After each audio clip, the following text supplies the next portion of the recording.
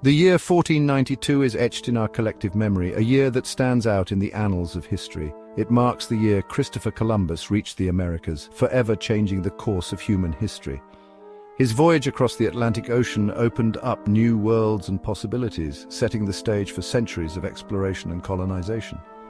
But 1492 also witnessed another momentous event, the fall of Granada, the last Muslim stronghold in Spain. This last bastion of Islamic rule in the Iberian Peninsula crumbled before the armies of Ferdinand and Isabella, marking the end of the Reconquista. The Catholic monarchs had finally achieved their long-sought goal of unifying Spain under Christian rule. For over 700 years, the Islamic civilization of Al-Andalus had flourished on Iberian soil, a beacon of learning, artistry, and cultural exchange. Its contributions to science, philosophy, and the arts were unparalleled. The fall of Granada brought this era to a close, ushering in a new chapter in Iberian history. The cultural and intellectual legacy of Al-Andalus, however, would continue to influence the world for generations to come. The Catholic monarchs consolidated their power, establishing a centralized state that would become a dominant force in Europe. The Inquisition tightened its grip, enforcing religious orthodoxy with ruthless efficiency, and a wave of religious and cultural intolerance swept across the land, leading to the expulsion of Jews and Muslims who refused to convert to Christianity. The year 1492 thus stands as a pivotal turning point, a year of profound transformation and upheaval. A year that witnessed both the end of an era and the birth pangs of a new world order, reshaping the destinies of nations and peoples across the globe. Imagine, however, a different course of events, a world where history took a different turn. What if Granada had not fallen to the Reconquista? What if Al-Andalus had endured, maintaining its vibrant Islamic presence on the edge of Europe for centuries longer? The Iberian Peninsula could have remained a land of remarkable diversity, a place where Islam, Christianity, and Judaism coexisted, intermingled, and thrived together. Trade and diplomacy would have flourished even more, with cities like Cordoba and Granada serving as vital hubs connecting Europe, North Africa, and the wider Islamic world, fostering economic and cultural exchanges. This vibrant mix of cultures could have fostered a unique form of Renaissance, one that drew inspiration not only from classical antiquity but also from the intellectual riches of the Islamic world, creating a melting pot of ideas and innovations.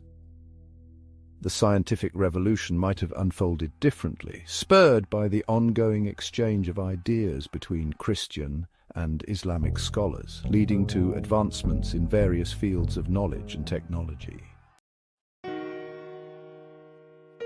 The impact of a surviving Al-Andalus would have reverberated far beyond the Iberian Peninsula. The existence of a powerful Islamic state within Europe could have tempered the crusading spirit. European rulers might have been compelled to engage with their Muslim neighbors in a more nuanced way, forging alliances and recognizing shared interests. The energy and resources devoted to the Crusades might have been redirected towards other pursuits, potentially altering the balance of power within Europe.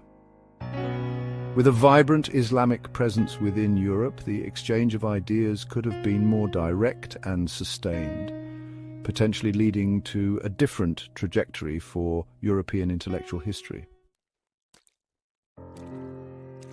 Section 4. Shifting Tides, Global Impacts of a Surviving Al-Andalus. The ripples of this counterfactual history extend even further, touching the shores of the New World and shaping the course of global exploration and colonization. The presence of a thriving Al-Andalus would have influenced the motivations and methods of Spanish explorers. A Spain that had retained a significant Islamic presence might have possessed a different outlook on the world. This cultural blend could have fostered a more inclusive and open-minded approach to new lands and peoples. The conquistadors, shaped by a more tolerant and pluralistic society, might have interacted with the indigenous populations of the Americas differently.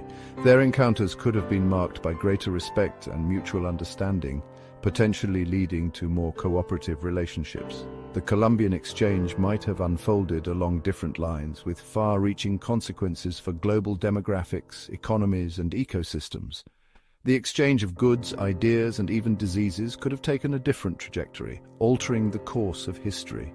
The geopolitical landscape of the early modern world would also have been reshaped, potentially altering the balance of power in the Mediterranean and beyond. The presence of a strong Al-Andalus could have influenced alliances, conflicts, and the overall dynamics of the region. Section 5. History's might-have-beens, reflections on a counterfactual world. It is, of course, impossible to know for certain what would have happened had Granada not fallen.